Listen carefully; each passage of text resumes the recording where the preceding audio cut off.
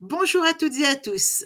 Du fait des évolutions du monde professionnel, de la réglementation aux attentes des actifs et du monde en général, nous avons choisi d'explorer ensemble les moyens de repenser le monde du travail. Je m'appelle Corinne Estelle-Diema, je suis entrepreneur et fondatrice de Plume&Biz. Notre métier, permettre à nos clients d'améliorer la productivité et la fidélisation de leurs collaborateurs. Et tous les jours, nous accompagnons des dirigeants, des directeurs et des RH dans leurs enjeux en termes de ressources humaines, de RSE ou encore de marque employeur et de communication interne.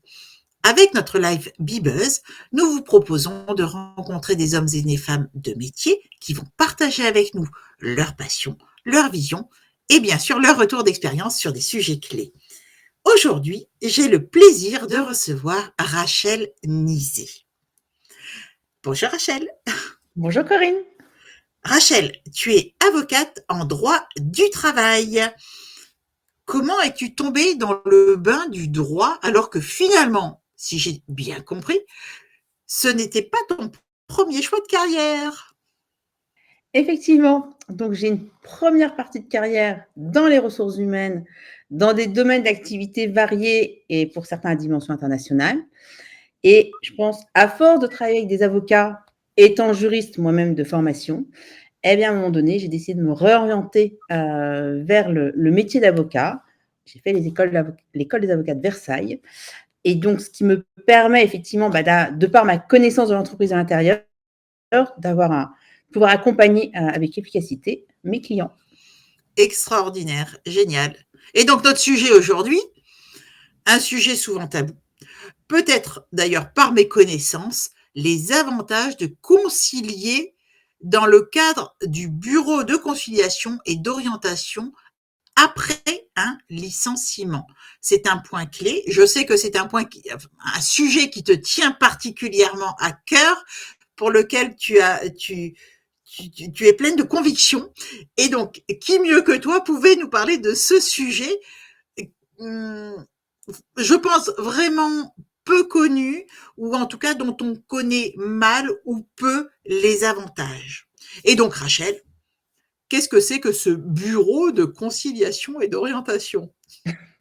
Alors oui, effectivement, Corinne, la conciliation, enfin les avantages de concilier dans le cadre d'un bureau de conciliation, ce qu'on appelle en général un BCO, entre confrères, est peu connu. Alors déjà, il faut savoir que devant le Conseil du prud'homme, il y a 2 étapes. Une étape de conciliation, une tentative de conciliation, j'ai envie de dire, et si on n'arrive pas à concilier, la plaidoirie devant le bureau de jugement. Donc, ce bureau de conciliation et d'orientation du Conseil de prud'homme, l'objectif, c'est d'inciter les parties à trouver un accord pour mettre fin au litige. J'ai envie de dire, quel que soit le litige, licenciement ou pas. D'accord ? Donc, c'est une audience où ne sont présents que les parties. Hein, ce n'est pas du tout une audience publique, contrairement au bureau de jugement. Et en général, ça dure 10 à 20 minutes. Donc ça, c'est le bureau de conciliation et d'orientation. D'accord. Et quels sont les avantages principaux finalement de la conciliation au sein de ce bureau de conciliation et d'orientation par rapport à d'autres procédures de règlement des litiges spécifiquement dans le cadre de la contestation d'un licenciement? Alors, la spécificité, effectivement, de concilier au niveau du BCO après un licenciement, c'est qu'effectivement, ça permet déjà d'avoir un procès-verbal de conciliation qui vaut renonciation des parties à toute réclamation, indemnité, par rapport à la rupture du contrat de travail. Donc, au-delà de cet effet extinctif, l'indemnité forfaitaire de conciliation présente de nombreuses, j'ai envie de dire un double avantage par rapport à une indemnité transactionnelle classique qu'on peut avoir pour mettre fin à un litige. Déjà, par rapport au régime fiscal, il faut savoir que pour l'ex-salarié, qui en général est demandeur, l'indemnité versée dans le cadre du barème du bureau de conciliation est intégralement exonérée d'impôt sur le revenu. C'est prévu dans le code du travail et dans le code général des impôts. Au niveau du régime social, donc, qui concerne l'employeur, on a une exonération des cotisations sociales dans la limite donc, du barème qui est fixé donc, à l'article D1235-21 du Code du travail et dans la limite de 2 fois le plafond annuel de la sécurité sociale. En 2024, ce plafond, c'est 92 736 €. Et par rapport à la question de la CSG-CRDS, il y a également une exonération dans la limite du barème sans effectivement, sans pouvoir dépasser le montant exonéré de cotisations sociales, soit la somme de 92 736 €. D'accord. Alors, comment le processus de conciliation permet-il une réduction significative du délai de carence? Si tel est le cas, explique-nous un petit peu plus ce processus et ses avantages par rapport au délai de carence. Alors, effectivement, autre avantage de concilier dans le cadre du BCO, donc de conciliation, c'est que la convention d'assurance chômage prévoit que l'indemnité qui est versée dans le respect du barème sans le dépasser, ça ne rentre pas dans le calcul du délai de carence spécifique. Et c'est ce qui fait qu'effectivement, l'ex-salarié, donc il se retrouve demandeur d'emploi, va pouvoir percevoir, j'ai envie de dire, plus rapidement ses allocations chômage. À la différence d'une transaction classique où il y a des calculs à faire, mais ce qu'il va percevoir dans le cadre de l'indemnité transactionnelle, ça va lui générer une carence spécifique. Et du coup, pour faire simple, France Travail va considérer que le salarié a perçu plus que l'indemnité légale de licenciement. Donc, entre guillemets, il a de l'argent pour vivre. Il n'a pas besoin du chômage tout de suite. Donc, ça repousse le début, en fait, de ce… D'accord. Du versement de l'allocation chômage. Alors, ce qui n'est pas le cas des sommes perçues dans le cadre d'une conciliation respectant le barème BCO. D'accord. Quels sont les critères pour être éligible, finalement, s'il y en a, pour être éligible à cette conciliation? Comment les parties peuvent-elles y accéder? Alors, déjà, il n'y a aucun critère pour accéder au BCO parce que c'est la première étape quand un salarié saisit le conseil de prud'homme, par principe. Il y a toujours des exceptions, mais par principe. Maintenant, effectivement, pour accéder à ce barème de conciliation, c'est ouvert à partir du moment où le salarié a été licencié. C'est-à-dire qu'il y a eu un licenciement, quel que soit le motif de licenciement. Et effectivement, dans ce cadre de ce BCO, on pourra concilier en appliquant le barème ou alors, si le salarié n'a pas encore saisi le conseil de prud'homme et que, j'ai envie de dire, les avocats des deux parties se sont mis d'accord, on peut faire ce qu'on appelle une saisine volontaire du conseil de prud'homme où tout simplement, on appelle le greffe, on demande une date en disant voilà, on s'est mis d'accord, on est d'accord sur le montant surtout, on a le PV, le procès verbal de conciliation qui est déjà rédigé avec la transaction. On veut effectivement pouvoir avoir une date pour que ça soit validé dans le cadre du barème du BCO. D'accord. Et c'est uniquement dans le cadre d'un licenciement. Rupture Absolument. conventionnelle, ça marche pas, démission, ça marche pas, c'est licenciement. Licenciement, rappel d'heures supplémentaires, problématique d'harcèlement moral, non. Ça s'applique à partir du moment où il y a eu rupture du contrat de travail via un licenciement. D'accord, d'accord. Et peux-tu nous expliquer en quoi le régime fiscal et social, enfin les régimes fiscal et social dérogatoires applicables à la conciliation sont réellement, en volume, réellement intéressants pour chaque partie? Alors, fiscalement, OK, je vois bien donc pour l'ex-salarié, du coup, c'est toujours ça de gagner. Qu'est-ce que ça représente, comme ça, en volume? Alors, en volume, c'est toujours compliqué parce qu'on raisonne par rapport à des mois de salaire brut. Donc, mais ce qu'il faut comprendre, c'est que ça, en fait, ça ouvre des perspectives de négociation avec le versement d'une somme nette pour le salarié. C'est-à-dire qu'on raisonne en mois de salaire par rapport à son ancienneté et il touche cette somme en net. Et voir si le montant va être identique pour l'employeur à partir du moment où on est dans ces deux passes.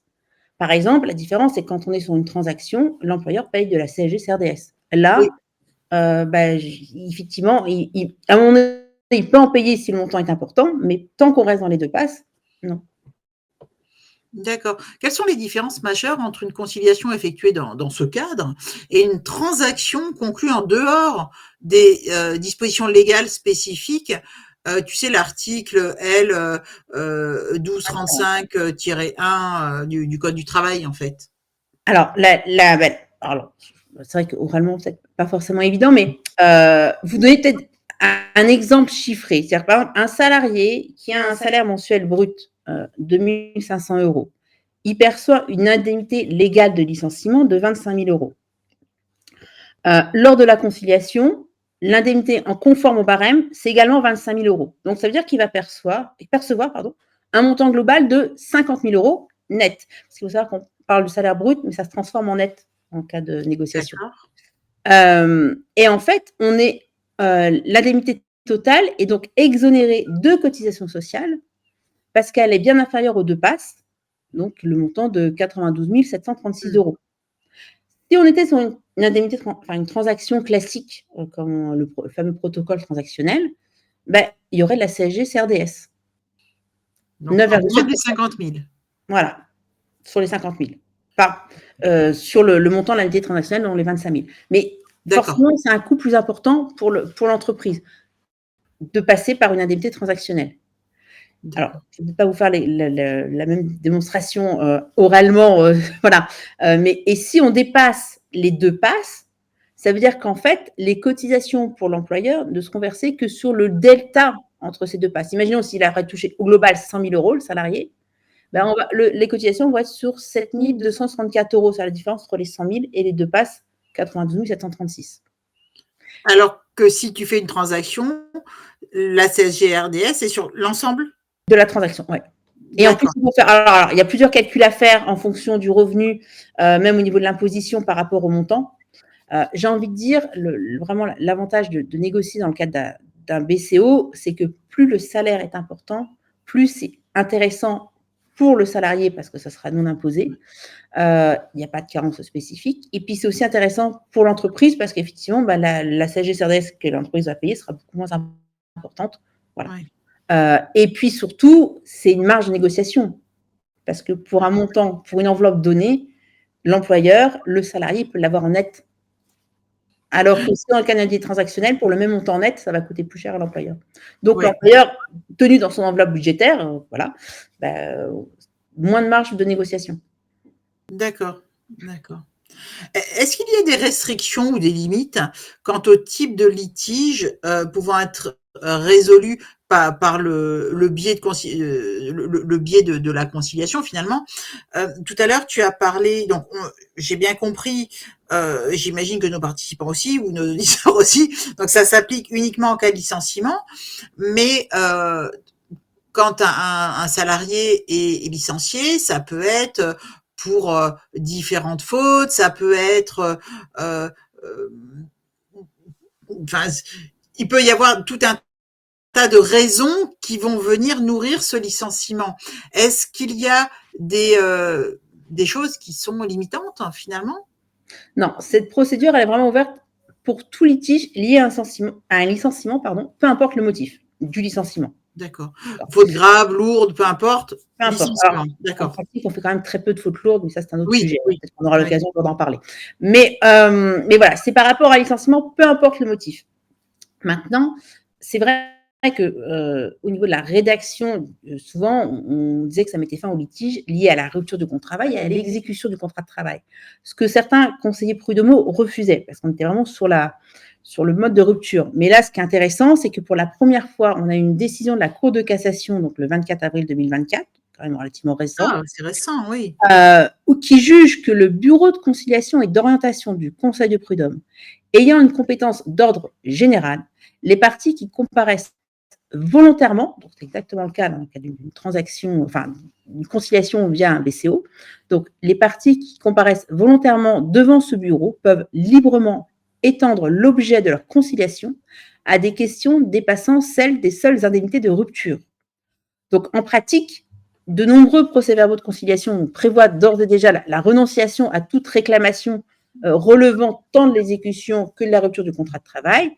Et en fait, cette décision de la Cour de cassation, qui est somme toute logique, hein, préserve la sécurité juridique, voilà. Et même s'il convient, voilà, bien évidemment, d'être vigilant sur la rédaction du procès-verbal de conciliation, bien évidemment. Alors, comment les avocats, comment peux-tu comment les avocats peuvent-ils aider les différentes parties à naviguer efficacement dans ce processus de conciliation, enfin, et à protéger leurs intérêts? C'est pas évident. Alors déjà, il faut savoir que, pour rappel, hein, les avocats sont soumis à confidentialité. Donc à partir du moment où chacune des parties a un avocat, on peut échanger entre confrères. Toute discussion qu'on a reste confidentielle, ce qui permet effectivement d'échanger pour trouver cet accord amiable, parce que souvent il y a de nombreux échanges, hein, avant de trouver là effectivement enfin un accord équitable pour les deux parties. Et si on n'arrive pas à trouver d'accord, ça peut aussi arriver, hein, et ben les échanges restent confidentiels. Et dans ces cas-là, en cas de plaidoirie devant le bureau de jugement, on ne fera absolument pas aucune référence à tous ces échanges qu'on a pu en avoir en amont, même si des éléments ont pu être communiqués. D'accord. Et puis, ça permet aussi, tout simplement, de comprendre les avantages fiscaux et sociaux de cette procédure, parce que, je veux dire, concrètement, Oui. Salariés comme chefs d'entreprise ne sont pas au fait, voilà, de toute cette législation qui existe, surtout en droit du travail. Et bon, voilà, ça permet effectivement de bien optimiser et de bien négocier aussi une fin de contrat. Enfin voilà, il y a un licenciement, mais après que quand même on puisse trouver une solution pour que chacun, enfin surtout le salarié, voilà, ça se termine. Et du coup, est-ce qu'il y a des recours possibles pour une partie si elle n'arrive pas à un accord lors de cette conciliation? Tout simplement, l'affaire sera plaidée devant le conseil de prud'homme, devant le bureau de jugement du conseil de prud'homme. D'accord, Voilà. d'accord, ok. Donc ça n'empêche pas. Je veux dire, cette démarche qu'on a eue en amont n'empêche pas après de plaider, voilà, de plaider le dossier. Est-ce que tu peux, pour qu'on soit bien à fond là sur le sujet, peux-tu illustrer par quelques exemples concrets en fait des cas où la conciliation au sein de ce bureau, donc des histoires réussies et peut-être des histoires pas réussies aussi de ce type de, j'allais dire négociation, pas des ententes, de conciliation, voilà, utilisons le mot. C'est une conciliation tout simple, oui, effectivement. Alors, déjà, bon, on l'a dit, hein, je suis soumise à confidentialité, donc il n'y aura pas d'exemple concret avec des noms, voilà. Ça, c'est absolument impossible. Par contre, effectivement, je peux quand même vous démontrer l'avantage d'échanger, de pouvoir échanger entre avocats de manière concrète en amont. Et effectivement, parce que récemment, voilà, j'ai eu un dossier avec le confrère. Tout de suite, on a échangé. Il avait bien compris aussi l'intérêt de cette conciliation. Il a expliqué à son client. Moi, de la même façon, voilà, mon client, à la DRH, je lui ai expliqué aussi l'intérêt. On a pu échanger et en fait, on est arrivé le jour de l'audience du bureau de conciliation et d'orientation où finalement, tout était préparé, tout était prêt. Il y avait juste à signer. On a eu le procès-verbal du conseil de prud'homme et effectivement, tous les deux, on était ravis parce qu'effectivement, c'est toujours plus agréable de bien terminer un dossier et entre guillemets rapidement plutôt que de partir dans des longueurs de procédure où il y a toujours un aléa judiciaire. Hein. Même si on est persuadé d'avoir un bon dossier, et il y a toujours un aléa quand on plaide. Tout dépend des conseillers prud'homaux. Et tu parles de délai, mais quel est le délai finalement entre parce que quand on licencie quelqu'un, bon voilà, t'as le licenciement. Après, si la personne recourt au prud'homme, voilà, ça peut prendre des lustres. Alors, ou pas des lustres, mais en tout cas plusieurs mois. Là, tu as un délai quand même plus. C'est beaucoup plus rapide. Alors, sur Paris, sa région, les délais sont quand même très longs. Hein. On est sur 18-24 mois parce que, alors, il faut savoir, déjà, le salarié, il a 12 mois pour saisir le conseil de prud'homme à partir de la date de la lettre de licenciement, de la notification de licenciement. D'accord ? Mais après, une fois qu'il a saisi, il y a le bureau de conciliation, il y a le bureau de jugement. Après, il faut attendre le délibéré. Quand très souvent, on se retrouve avec des délibérés qui sont reportés pour des raisons dont on n'a pas connaissance d'ailleurs, et ça retarde. Et puis après, il peut y avoir une procédure d'appel. Oui. Donc, alors qu'à partir du moment où voilà, on échange entre avocats, ça peut durer quelques semaines, même si ça dure sur 2-3 mois. Après, on appelle le greffe, on fait une saisine volontaire, on demande une date et on a la possibilité d'aller sur un conseil de prud'homme où la date est rapide. Voilà, on n'est pas tenu géographiquement. Voilà. D'accord, d'accord. Donc, Et ça se prépare en amont, ça se prépare avant le complètement. licenciement? Non, non. C'est Ah ça? non, alors, ça c'est Ah un oui, autre. c'est ça, ouais, c'est Normalement, non, ça ne se prépare pas en amont. Hein, ça se prépare une fois qu'il y a eu le licenciement. Après, voilà. d'accord. Contestation de licenciement ou d'accord. C'est une contestation de licenciement. D'accord, d'accord. Eh bien, merci beaucoup, Rachel. Merci pour toutes ces informations pratico-pratiques, tout cet échange, toute la richesse de ce que tu nous donnes. Merci beaucoup. On se retrouve très, très vite avec toi sur un autre sujet. Avec grand plaisir. Notre live se termine. Merci à nos auditeurs, merci à nos participants. Si vous n'avez pas pu voir les autres Bibuzz avec Rachel ou avec d'autres intervenants, je vous invite à retrouver l'intégralité de nos replays sur notre chaîne YouTube ou bien sur notre blog disponible donc sur notre site internet Plume&Biz. Et en attendant de vous retrouver très rapidement avec Rachel ou avec un autre invité, prenez soin de vous. À très vite. Au revoir. Au revoir Corinne, au revoir à tous. Au revoir.